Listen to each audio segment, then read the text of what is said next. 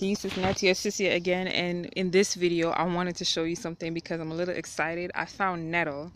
Now I just finished making a video about chickweed and how, we can't have a revolution from a five-star restaurant, and that we basically need to revolutionize our diet and our plate. And just go watch that video if you haven't seen it. So I was just out here, I'm still out here, and I happened to come across what looks to me like nettle, and I am so excited because I've been trying to identify this plant for years, and I think I finally found the plant. And I've been using the herb that you buy in the store and everything, but nothing beats finding the plant outside in the wild that you can pick yourself, which of course I'm not going to touch it right now because it's stinging nettle and you could see the hairs on it.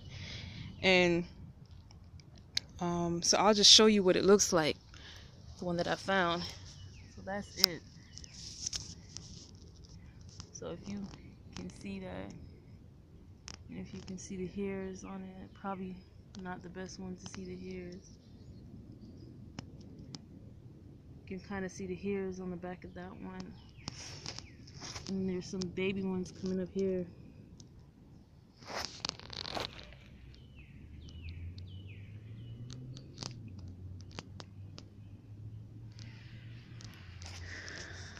Woo! Almost fell into a patch of stinging nettle. So yeah, I'm definitely gonna check it out a little more and make sure that I have the right plant before I start doing anything with it.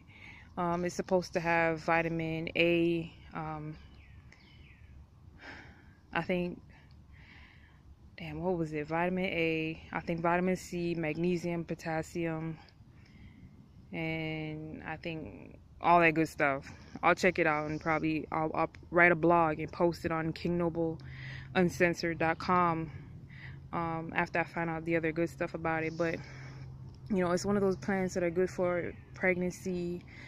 It was in my Solushango solution, my Solushango 33 solution, if you remember that video from like years ago.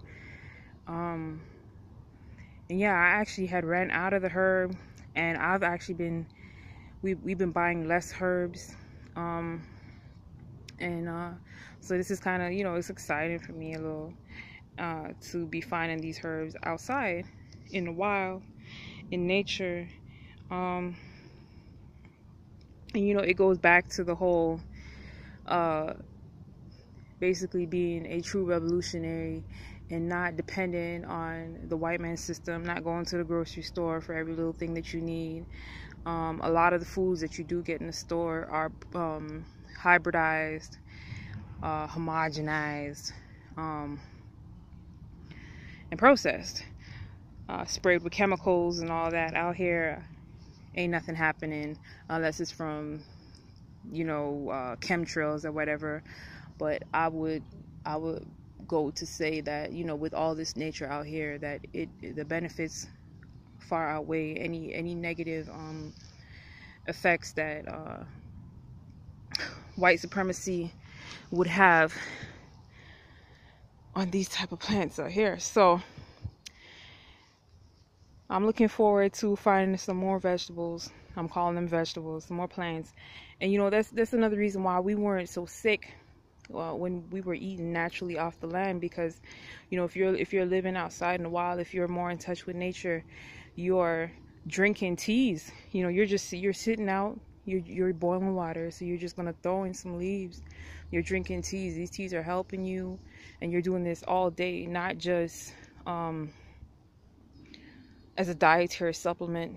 And you wouldn't be just drinking these stuff to lose weight, or because it's a fad, or because you open up some herbal magazine, and they're trying to sell you a new product. This would just be your way of life. And we definitely got to go back to that if we're serious about having a revolution, and not be concerned with the capitalistic system of dining out and taking your woman out to eat and taking your man to Red Lobster and all that stuff. It's not necessary. You're killing yourselves doing that. So you really need to get back in touch and in tune with nature and in tune with yourself. And since I've been doing this a lot more this year, because I've been doing a little bit here and a little bit there, but it's like this year I'm actually eating whole meals. Everybody who is around Blacktown, they know about my kale wraps, and this is just like a whole nother level. Like, it's beyond all that. So you could just imagine how excited I am, and where this could possibly go. So if there is any type of revolution that could happen from the kitchen, it's going to take you out the kitchen. You're going to start eating those greens, and you're going to come up out the kitchen. So if you do see me in the kitchen, I'll probably be, showing y'all a little bit of better foods to eat.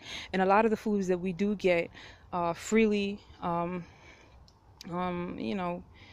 a few things. But I'm definitely excited to be getting this stuff out here and just seeing the manifestation of being in your God self, and really being in touch with nature, and seeing how important it is for us, if we are truly nation building, to not be afraid to do these things, and not to be hindered by the distractions that are out there, because it's a hell of distractions. People is distracting you left, right, and center, drawing you in, and you tend to want to do what other people are doing.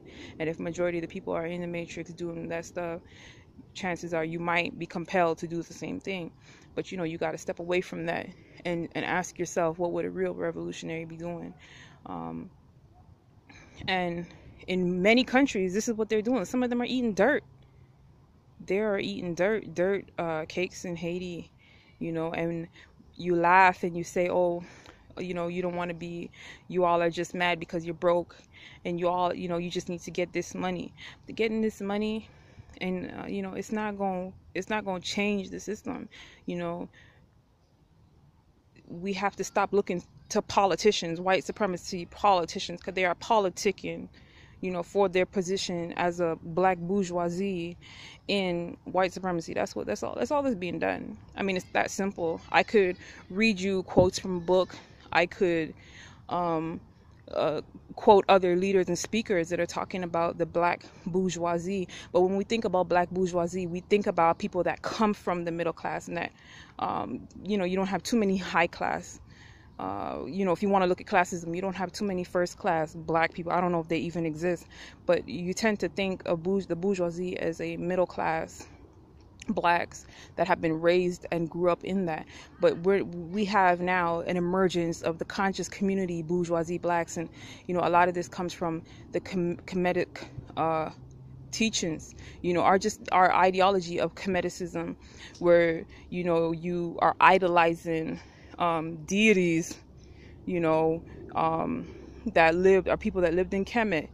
And because you see pyramids, and because you see gold, and because you see architecture and figurines and jewelry and all these things, and carvings on the walls, you think that they were all about getting this money.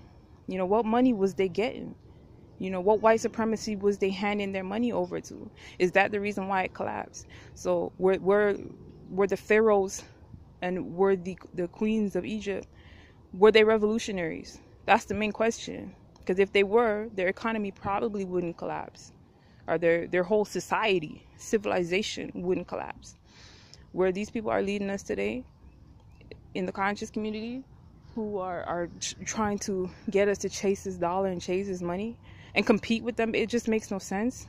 And it's headed for failure and collapse in a collapsing system. You black people are late that is trying to chase the dollar bill. You're late. You should have been did this 50 years ago, right? So I don't know what makes them think in 2016 that they're going to start a whole new Black Wall Street, right? And diss all the revolutionaries and still be able to defend Black Wall Street. You better make good use of them gangsters and them goons. Black supremacy. Join the website kingnobleuncensored.com, where I could post some more information about the stinging nettle, and maybe tie that into some other revolutionary historical facts, or just some other things, some prophecies, black supremacy.